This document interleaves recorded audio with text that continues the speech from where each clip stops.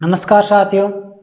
आज हम अजमेर जयपुर जोधपुर विद्युत वितरण निगम लिमिटेड द्वारा जो 25 अगस्त 2018 को द्वितीय पारी में पेपर लिया, तकनीकी सहायक भर्ती परीक्षा का जो पेपर लिया था वो हल करेंगे। इसमें कुछ प्रश्न पहले वीडियो में हल किए, शेष जो प्रश्न है वो हम आज हल करेंगे।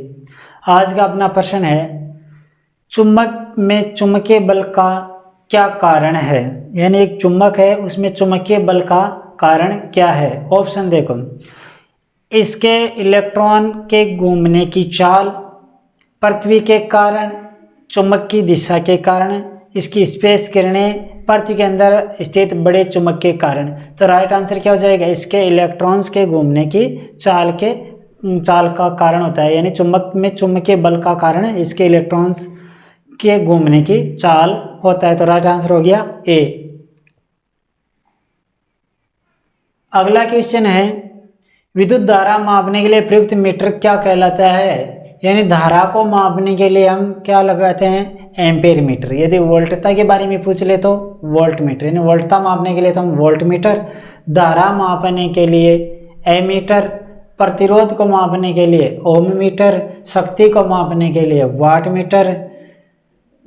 तो एवोमीटर, एवीओ, ये भी ओमोमीटर ही होता है। एम्पियर यानी मल्टीमीटर, एवोमीटर होता है वो मल्टीमीटर जिसके द्वारा एम्पियर, वोल्टेज और प्रतिरोध को मापा जाता है। तो इसमें क्या पूछा है कि विद्युत धारा मापने के लिए हम एमीटर का प्रयोग करते हैं। तो राइट आंसर हो गया बी, एमीटर।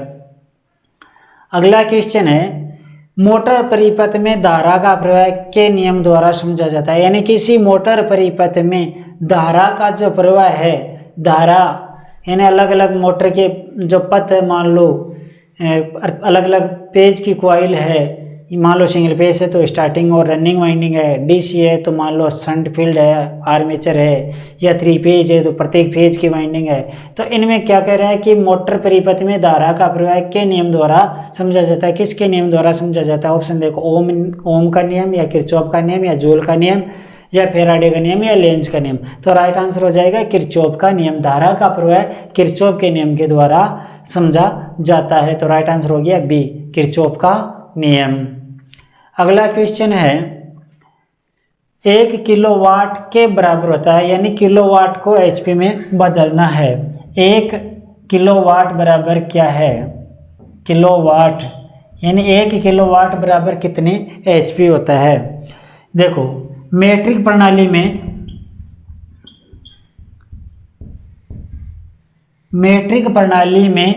एक एचपी बराबर होता है 735.5 वाट।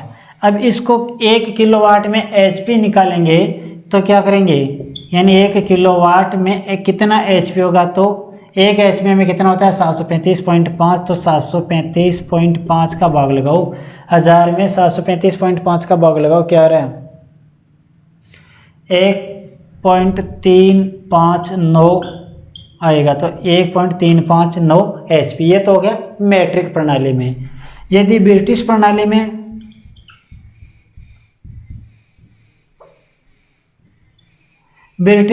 में 1 एचपी बराबर होता है 746 वाट। तो ये हो जाएगा 1000 भाग 746, कितना हो रहा है 1000 में 746 का भाग लगाओ 1.340 एचपी आ जाएगा। यानी 1.34 आ रहा है तो एचपी आ जाएगा। तो 1 किलोवाट बराबर मीट्रिक प्रणाली में 1.359 एचपी और ब्रिटिश प्रणाली में 1.34 एचपी। यानी मीट्रिक प्रणाली में पूछे तो 1.35 एचपी हो जाता है, ब्रिटिश प्रणाली में पूछे तो 1.34 हो जाता है। अब ऑप्शन में देखो 1.1 नहीं 1.34 दे रखा है, सही है। 1.5, 1.66, 1.75। तो राइट आंसर क्या हो जाएगा। अब इसमें मैट्रिक और ब्रिटिश नहीं दे रखा है, सीधा ऑप्शन यही मिल रहा है बी में, यानी 1.34 मिल रहा है, जब ये ब्रिटिश प्रणाली का हो गया फिर। तो राइट आंसर हो गया बी, 1.34 एचपी। अगला क्वेश्चन है, निम्न में से किसकी सहायता से एसी वोल्टता सरलता से घटाई या बढ़ाई जा सकती है। यानी वह कौन सा उपकरण है जिसके द्वारा एसी वोल्टता को कम या ज़्यादा किया जा सकता है। ऑप्शन देखो, कन्वर्टर नहीं, जनरेटर नहीं, ट्रांसफार्मर सही है, रेक्टिफायर नहीं, मोटर जनरेटर सेट नहीं। तो ट्रांसफार्मर के द्वारा सब जो आपूर्ति है उसको स्टेप डाउन भी कर सकते हैं, स्टेप अप भी कर सकते हैं। तो राइट आंसर हो गया सी, ट्रांसफार्मर। अगला क्वेश्चन है, विशुद्ध प्रेरक परिपथ का शक्ति गुणांक होता है, यानी एक शुद्ध प्रेरकीय परिपथ का शक्ति गुणांक क्या होता है। ऑप्शन देखो, एकक, शून्य, 0.85, 0.75 या 0.65। तो शुद्ध कैपेसिटिव या शुद्ध इंडक्टिव परिपथ का शक्ति गुणांक हमेशा शून्य होता है। यदि शुद्ध प्रतिरोधी परिपथ पूछे तो शक्ति गुणांक 1 होता है। तो इसमें क्या शुद्ध प्रेरकत्व पूछा है तो शुद्ध प्रेरकत्व का शक्ति गुणांक 0 होता है। यदि शुद्ध कैपेसिटिव पूछा तो भी 0 होता है। तो राइट आंसर हो गया बी, 0। अगला क्वेश्चन है, आवृत्ति बढ़ाने पर परिपथ की संधारित्र प्रतिरोध है, यानी किसी परिपथ की आवृत्ति बढ़ाने पर परिपथ की धारित्य प्रतिरोध क्या होगा। किस प्रकार से ज्ञात करेंगे, देखो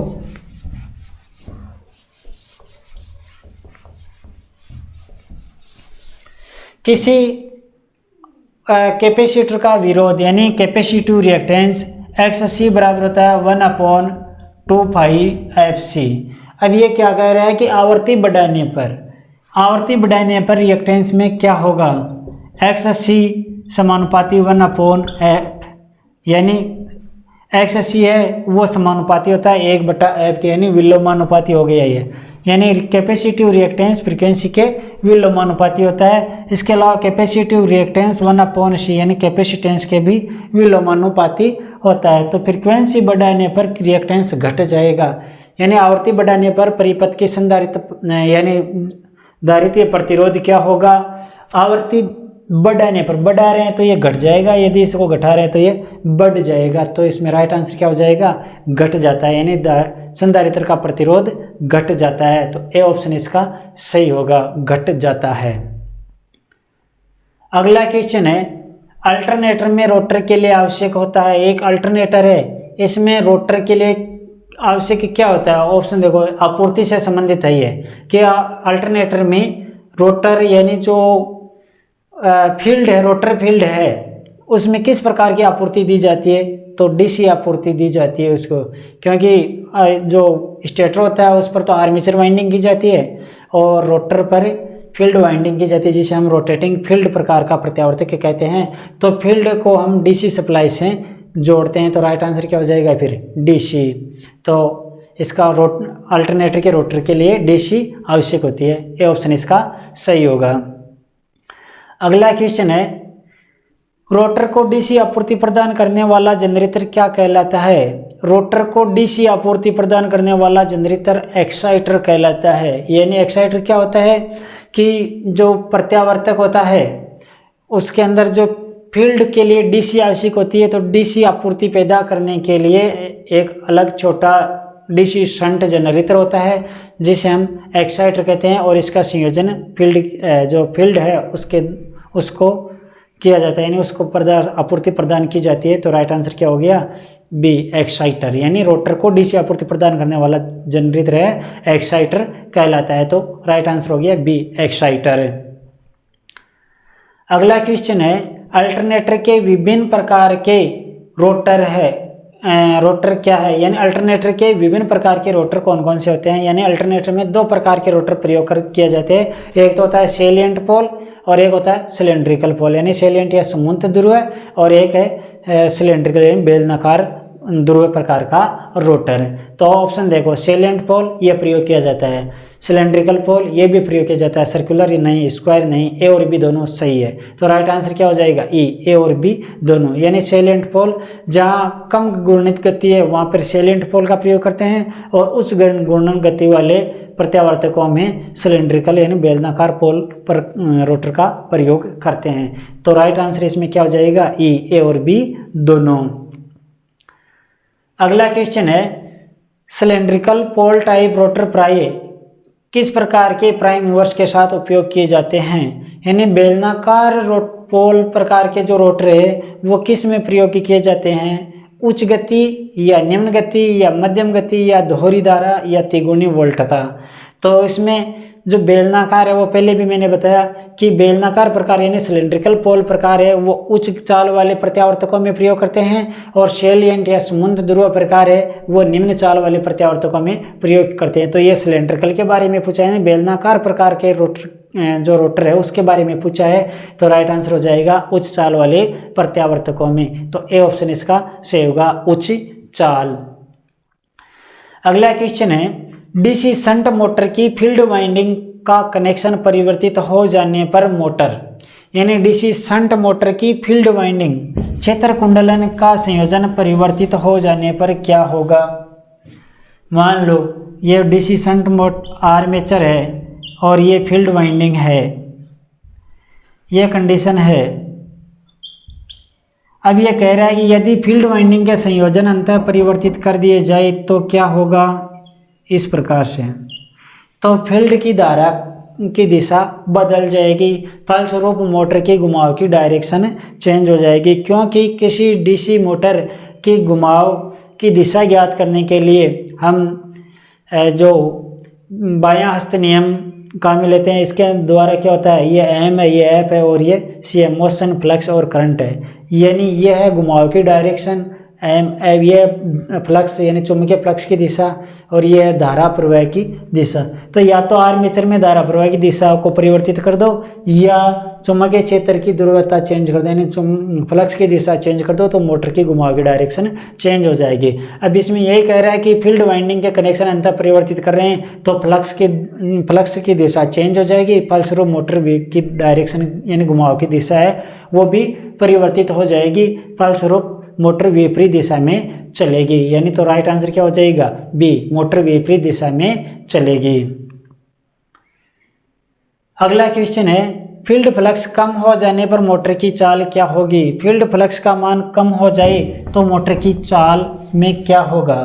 तो डीसी मोटर की चाल यानी गति किन किन कारकों पर निर्भर करती है, एन समानुपाती ए बी, यानी विरोधी विद्युत वाहक बल के तो समानुपाती होती है, और फ्लक्स के विलोमानुपाती होती है, यानी एन समानुपाती 1/5, यानी इसे हम विलोमानुपाती कहेंगे।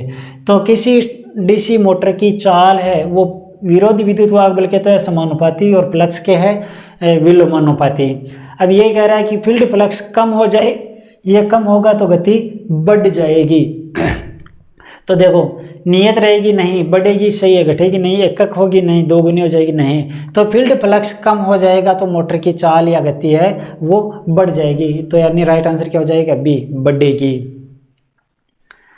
अगला क्वेश्चन है, श्रेणी और आर्मेचर वाइंडिंग की तुलना में शंट वाइंडिंग का प्रतिरोध कितना होता है। यानी कोई भी डीसी मशीन है उसमें सीरीज फील्ड है और आर्मेचर वाइंडिंग है, इनकी तुलना में शंट वाइंडिंग का प्रतिरोध क्या होता है। तो देखो सीरीज फील्ड वाइंडिंग है, इसका प्रतिरोध लगभग 1 ओम होता है, आर्मेचर वाइंडिंग का भी प्रतिरोध लगभग 1 ओम होता है, और शंट प्रतिरोध जो शंट वाइंडिंग है उसका प्रतिरोध लगभग 100 ओम या ज़्यादा होता है। तो इन दोनों यानी सीरीज और आर्मेचर का तो लगभग समान होता है, जबकि शंट वाइंडिंग का प्रतिरोध इन दोनों की अपेक्षा ज़्यादा होता है। अब ऑप्शन देखो, श्रेणी वाइंडिंग से अधिक होता है, नहीं, दोनों से ही अधिक होता है। आर्मेचर वाइंडिंग से अधिक होता है, नहीं। श्रेणी व आर्मेचर वाइंडिंग से अधिक होता है, सही है। श्रेणी व आर्मेचर वाइंडिंग से कम होता है, नहीं। आर्मेचर वाइंडिंग से दोगुना, नहीं।